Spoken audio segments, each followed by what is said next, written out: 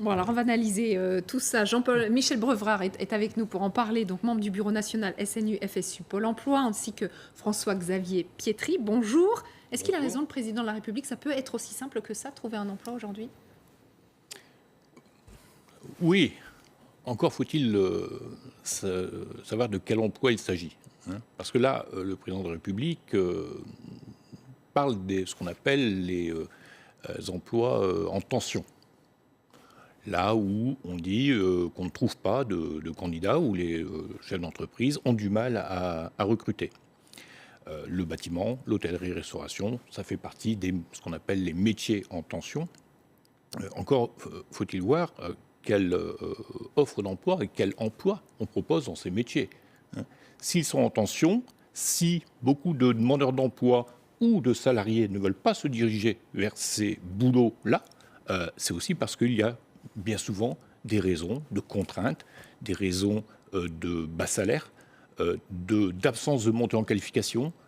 Voilà, bon, ce qu'on connaît depuis des années, hein, c'est pas nouveau, hein. Donc, Alors, on va voir, on va remonter un peu le temps, et ces emplois non pourvus, on va commencer en 2004. François Fillon, à l'époque, annonçait 350 000 offres non pourvues. En 2008, Nicolas Sarkozy parlait de 500 000. En 2011, Xavier Bertrand de 250 000. François Hollande et son ministre du Travail évoquaient en 2014 350 000 offres d'emploi non pourvues. François-Xavier Pietri. Alors, il y a deux questions déjà sur ces chiffres et puis sur ce qu'on commençait à évoquer, les secteurs en tension, en pénurie. Déjà sur les chiffres. Oui. Plutôt vrai, plutôt faux? Plutôt vrai. Plus largement, d'ailleurs, on considère qu'aujourd'hui, en France, en ce moment même, il y a entre 300 et 350 000, vous voyez, on est toujours dans ces ordres de grandeur, d'emplois non pourvus en France, faute de candidats. Alors, il faut dire qu'il y a deux catégories d'emplois. Il y a d'abord des métiers qui ont du mal à recruter, ceux qui sont difficiles.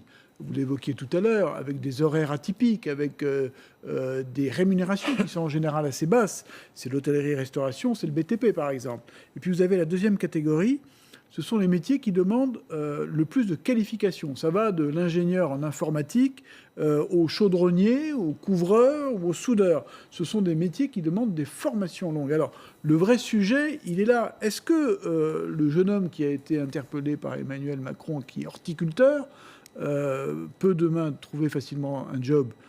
Si son secteur n'embauche pas, ça veut dire qu'il faut qu'il accepte de changer de domaine. C'est pas évident, c'est une première chose. Si oui, il va falloir qu'il trouve la bonne formation. Et alors là, c'est là où on rentre dans le fond du sujet, qui est celui de la formation. Il faut savoir qu'aujourd'hui, seulement 10% des chômeurs sont formés à Pôle emploi, ce qui est très peu. Et encore faut-il que ce soit les bonnes formations. Et le fond du sujet, il est là. 10% de formés? oui, bon, mais enfin, Ce sont les statistiques. ce sont les statistiques, bien sûr, bien sûr. Mais qu'est-ce qu'il dit, le président de la République, là? Quel message il a envoyé, là? Il a envoyé à une personne qui s'est formée, qui, on peut supposer, qui a une qualification dans un métier bien précis. Horticulteur. Il dit, mais vous jetez ça aux orties et vous traversez la rue, vous aurez du boulot. Mais quel message vis-à-vis de ceux qui veulent se former, de ceux qui sont qualifiés ou qui voudraient se former, voire se réorienter? Parce que à quoi ça sert?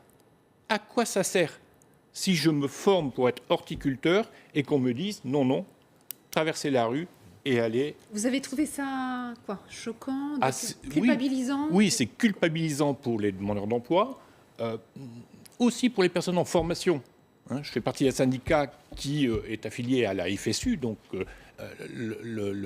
les enseignants aussi, et l'enseignement professionnel, c'est mettre à bas, là, la qualification, on peut dire aussi les compétences derrière, qui deviennent jetables. Mais on sait aussi qu'il y a on continue des Et donc, formations je là où il termine n'y a pas de juste parce débouchés. que quand on dit 10% de formation, mais si nous en faisions 90%, ça n'aurait peut-être pas beaucoup plus d'influence, puisqu'on pourrait dire, ben oui, mais c'est pas dans ce métier-là, traverse la rue, et voilà. Donc, c'est là où il y a un vrai message. Pour une fois, on a introduit dans cette petite, enfin, à travers cette petite phrase, on touche le problème des personnes qualifiées.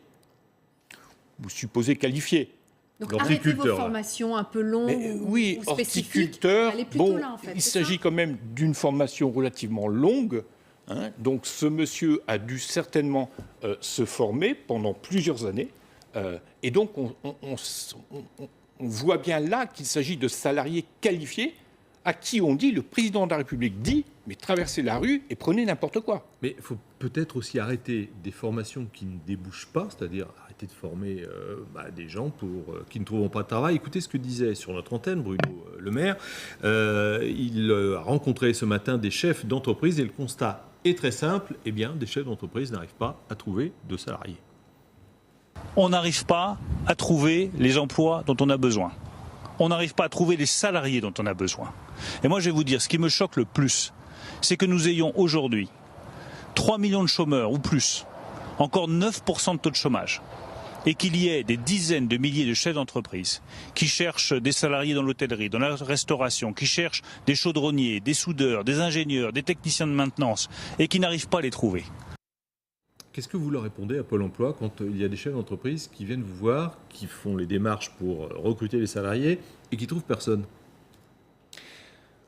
Ce qu'on leur répond, bien souvent, quand les chefs d'entreprise se tournent vers Pôle emploi, encore malheureusement, c'est un peu aussi parce qu'ils n'ont pas trouvé par ailleurs, c'est-à-dire dans leur réseau de connaissances ou d'anciennes écoles, voilà.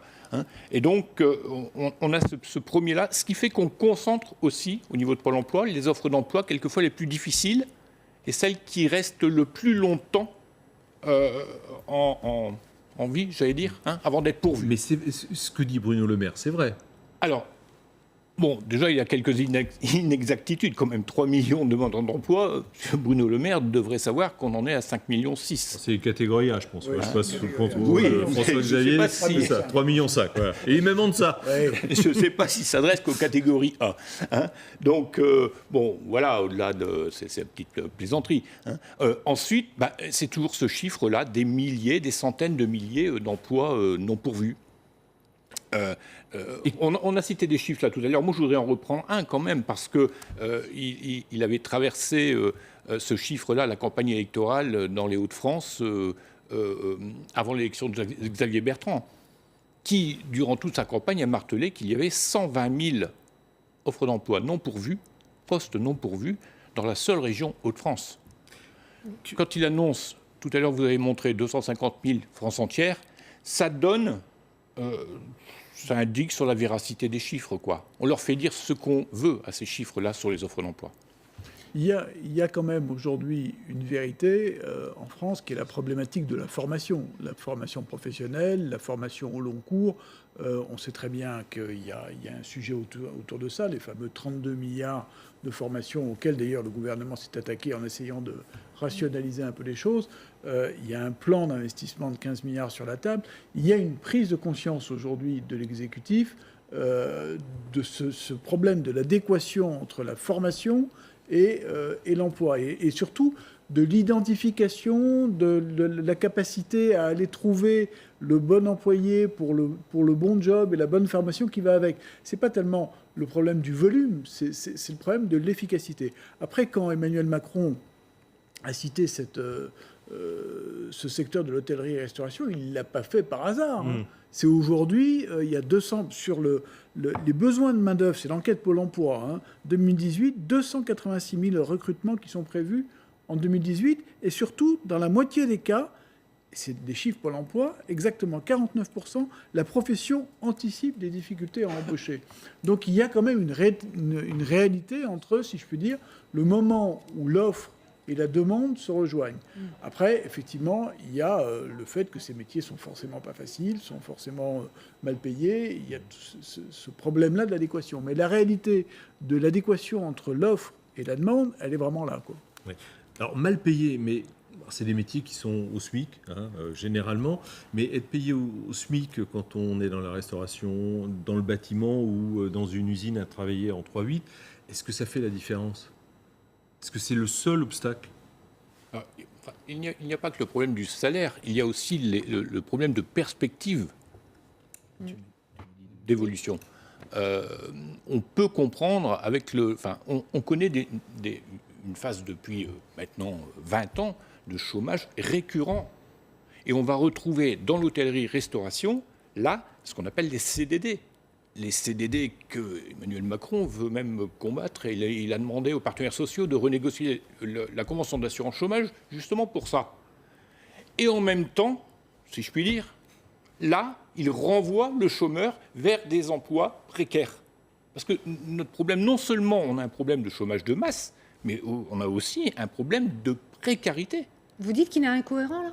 Ah ben, il y a une forme d'incohérence, là, à vouloir lutter à travers l'ordre qu'il a donné aux partenaires sociaux de renégocier la convention d'assurance chômage pour avoir peut-être le bonus-malus sur les contrats courts, et puis en même temps d'alimenter ce que j'appelle moi une polémique, quand même, c'est d'alimenter une polémique en disant à une personne demandant d'emploi, je ne sais pas d'ailleurs, mais enfin bon, qualifiée, de se déqualifier, de traverser la rue et de prendre n'importe quel job en CDD, parce que c'est quand même, dans les chiffres que vous donnez là, et les 280 000 recrutements, il faut voir la part de CDD.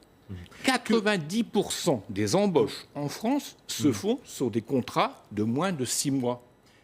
Pour terminer, on va revenir aux chômeurs. Que risque un demandeur d'emploi qui refuse une offre ?